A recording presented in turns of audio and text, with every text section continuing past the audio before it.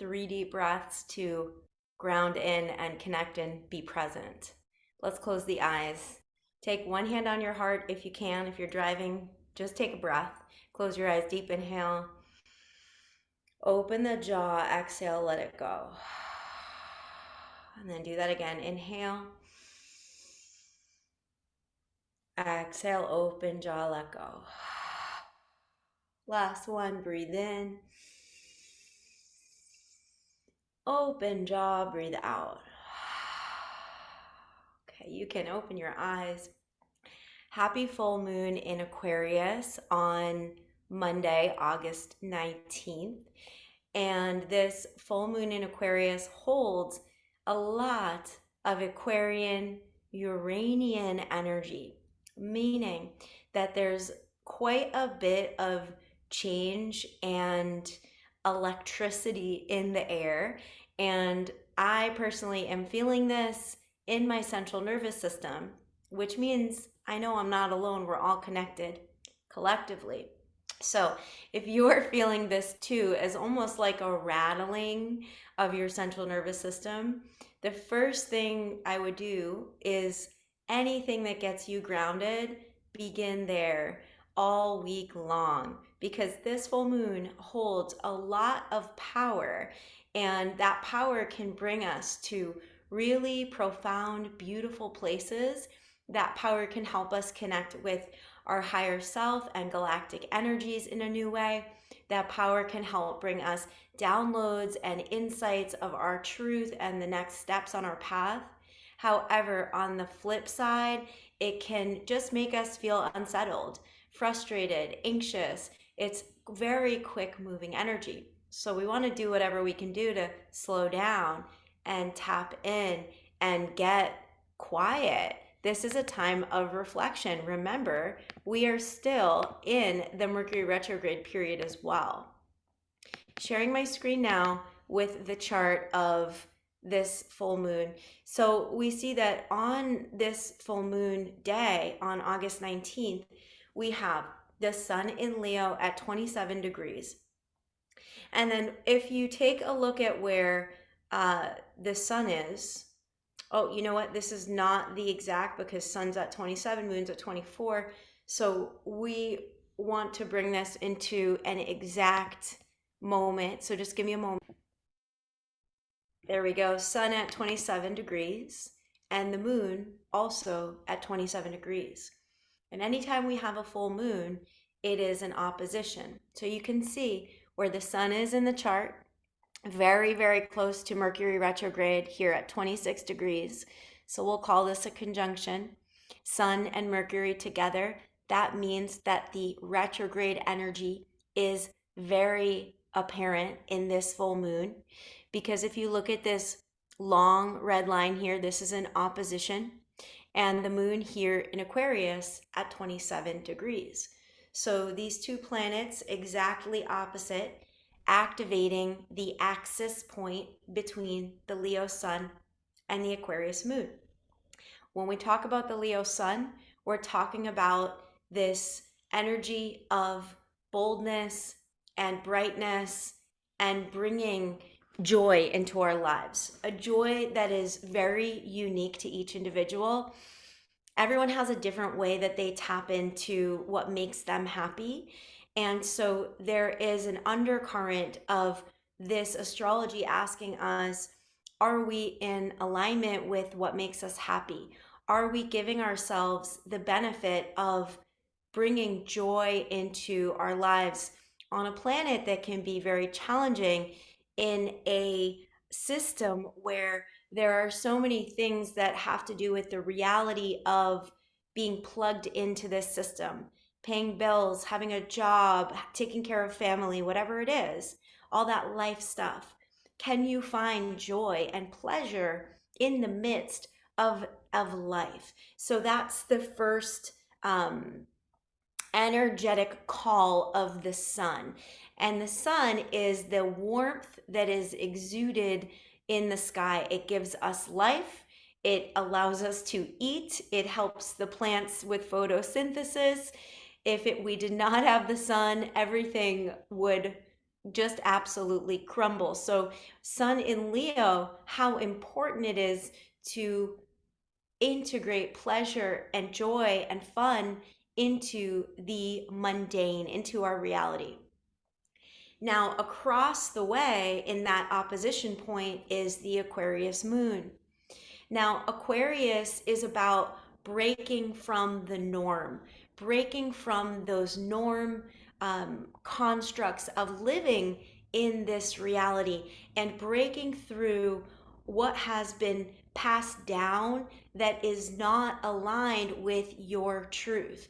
So, the things that have been passed down through our families, the woundedness, the patterns, the ways of being, the ways of doing work, the ways of thinking about other cultures and other people, because Aquarius is a humanitarian energy, and the goal is that we break through the false norms that were embedded and integrated into us as babies and are in our genetic code, in our DNA, to really break through what is not true. And this so much has to do with Mercury, the planet of the mind, because we're all going to feel this astrology differently. And when we talk about Mercury, we're talking about our level of consciousness and how we perceive the world. As I sit with this energy, there is this clear channel of having the power of the mind to this magician card came out earlier when I was pulling cards. The power of the mind to be co-creators with this kind of energy. So Uranus wants to break free from normality, and especially the kind of normality and, let's even say, ritual that was passed down through the Capricorn energy, which is the sign before it, the patriarchal energy, and it wants to create this almost shocking cut through time in order to clear out what is no longer serving, what is no longer aligned, what is no longer authentic to you and your consciousness. The Magician card, it's all about knowing the power that you have to create your own life, to make your own choices, to have your own perceptions that are completely different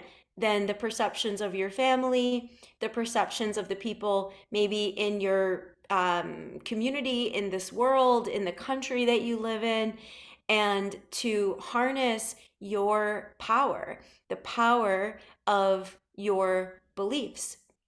And Aquarius and Uranus energy helps us to break through the beliefs that are not true to us.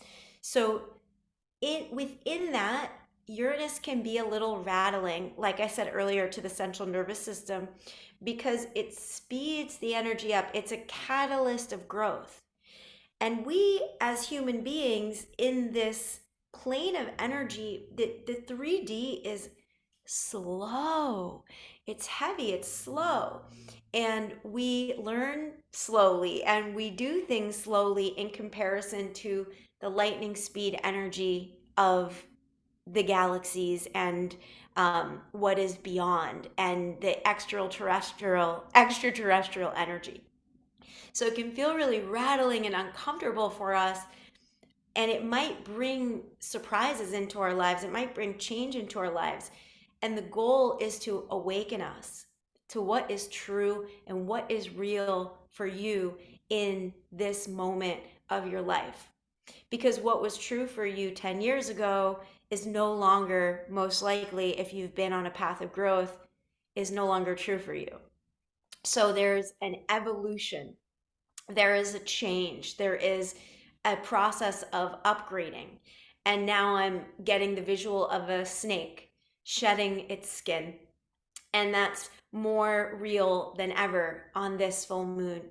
Now, at the same time, that we have the sun opposing the moon and this activation of Mercury and Uranus, which is the higher octave of Mercury. So, that higher level of consciousness, being able to see beyond the paradigm that we live in into the next level of expansion and evolution and authentic truth for you.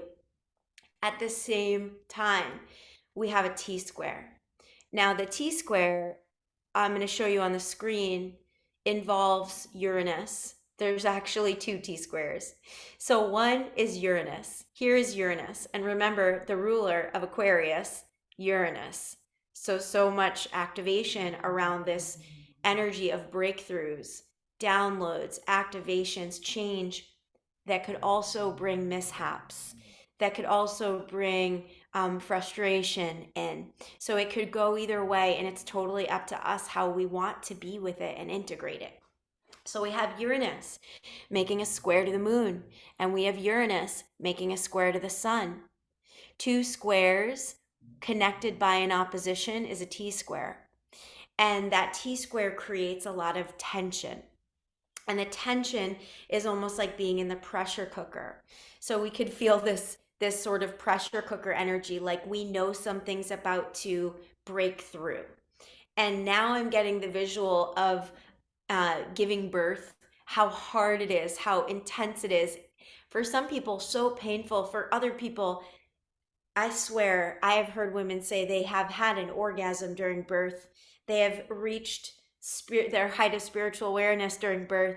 So it could really go any way, and one is not right and one is not wrong. And that's part of the makeup of this T square and the energy that we're in right now, is that it's not about right or wrong or good or bad. It simply is. And we're wanting to allow the push, pull, tug of war, pressure to help us birth something new, to help us collectively bring in this new age, to help us collectively reach our potential, to help us collectively be honest and true and real about what's authentic for us. And that means have the courage and the bravery to take steps on a path that hasn't been paved before.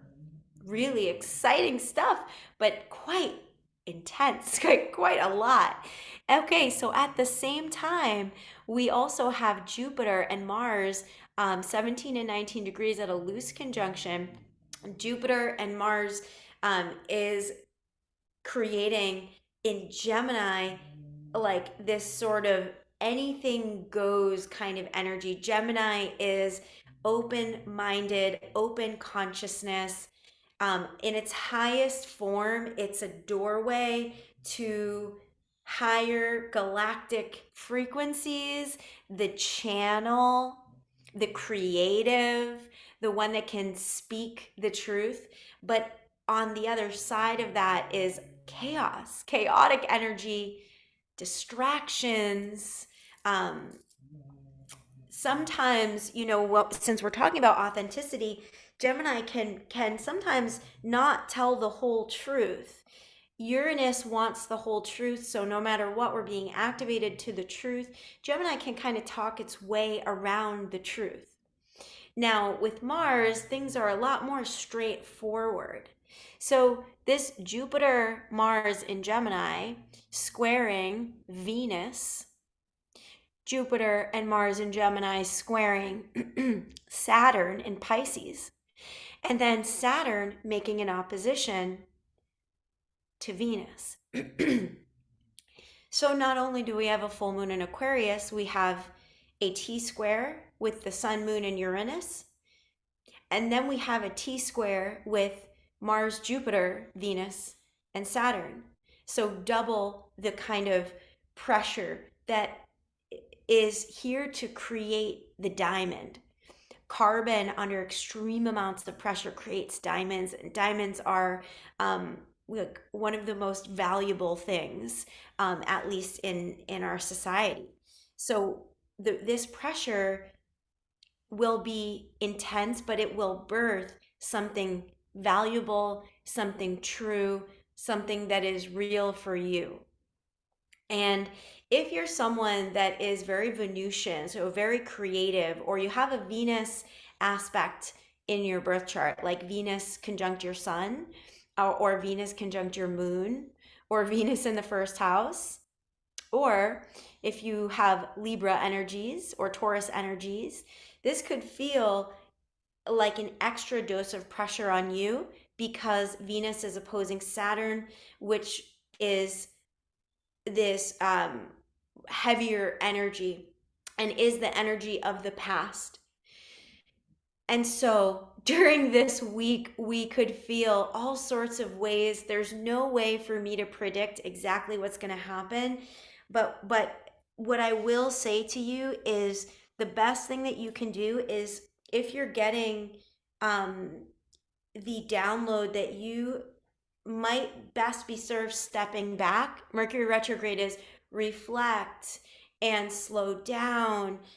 Four of Swords is please like listen to that.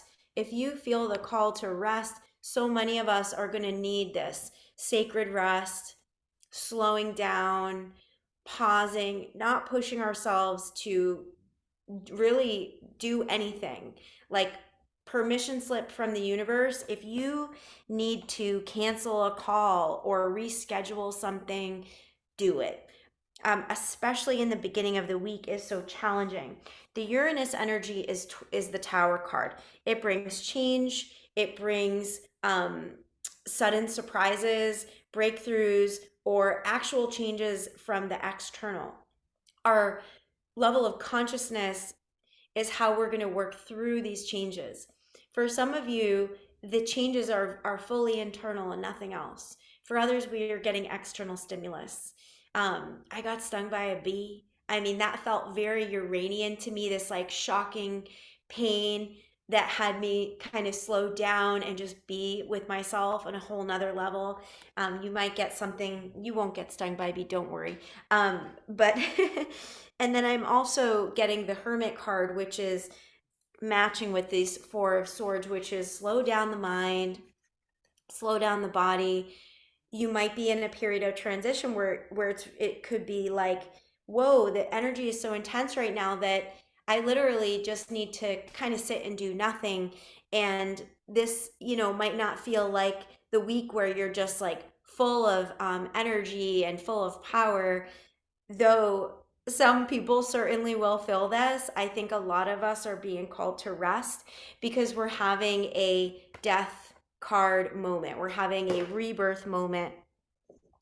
The death card in this Light Seers deck has an infinity symbol, the number 13, which adds to 4 in numerology, is actually structure and stability. So the other side of this is actually structure and stability. But if you don't have a strong, fully formed base, that base might be restructured a little bit. And the Uranus energy and the retrogrades ask us to go with the changes of that. I think a big thing is, the more that we hold on to whatever it is, the more we're trying to control the outcome, the more challenging this kind of astrology is. So this is sort of like put your hands up in the air, imagine you're on a roller coaster ride and it's a fun one. And it could be a little scary, but you don't know what's coming. And you're like, all right, my hands are up. I'm fully locked in. I've got my seatbelt on. I'm safe. So I know I'm good. And fears might come up because that's what happens on a roller coaster ride. But in the end, we're going to get so much from it. And that's part of being at this higher level of consciousness, is understanding that we get to look at our lives as the hero's journey, where whatever we go through, whatever shapes us, it shapes us to the next version of who we are, the truest version of who we are, the most authentic version of who we are. And in that, we can allow the snake skin to shed, and we can allow the layers to just fall off of us and drip off of us, and we can just let go and let God in this moment. So happy full moon week. I am sending you all sorts of central nervous system calming, beautiful energy. There is a video I did called the Shunya meditation for becoming zero. That is on YouTube, and a great practice to work with on this full moon and really any day this week, because it's going to clear those layers that aren't true. It's going to clear the illusions and the programs and take you to zero, take you to your center where there's so much bliss to be felt. So that will be available. I'll link it in this video. Have a beautiful full moon. Take it super easy. Drive slowly and take everything with a grain of salt this week. So grateful for you. I will see you on the other side.